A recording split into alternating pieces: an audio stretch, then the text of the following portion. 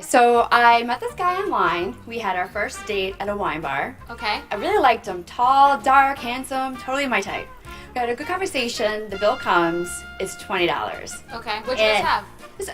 Just a water. A glass of wine each. So being a good feminist and care about the gender equality, I instantly assumed that she offered to pay half, right? Okay. And he wanted to split it. $10 each. Hang on, what about the gender equality? What about feminism? What about independent women who have enough money and can pay for their own crap themselves without leeching off men?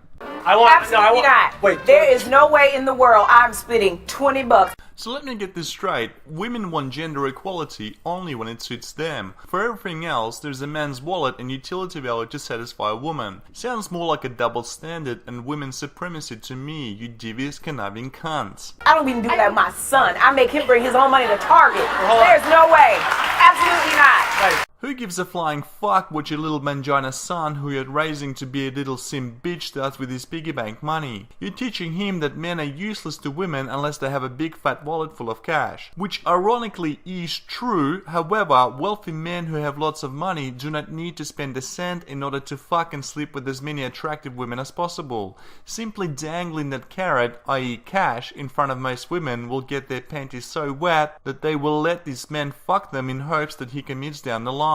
But you're not going to tell him that directly, are you? Or the fact that besides their vagina, women bring nothing else to the table. But before... Was it awkward? Was that moment really awkward? Did he say something? How did that moment happen? Okay, so normally when I go out on a date, I usually always reach for my purse because it's just a Alligator arms. The alligator Yeah. arms. You don't really need to pay. Okay, next time you go out for a glass of wine with a man and he pays, you owe him a big, wet, sloppy blowjob. And there's a formal name for women who accept money for sexual favors. It's called a prostitute. It's a test if they're Franklin's so Right. good. Oh, sorry. Sorry.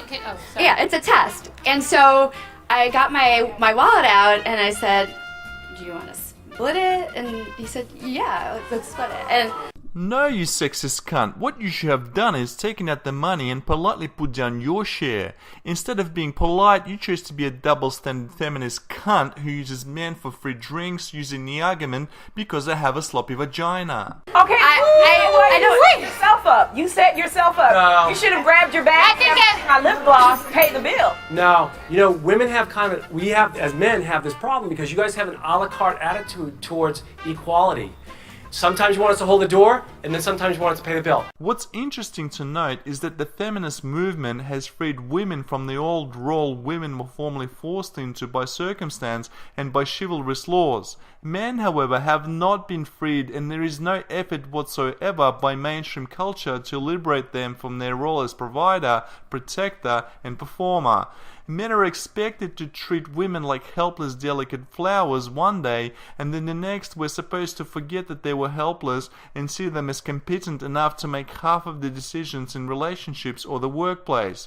We're directed to believe women capable of making good decisions. If we note the hypocrisy, we're called misogynists.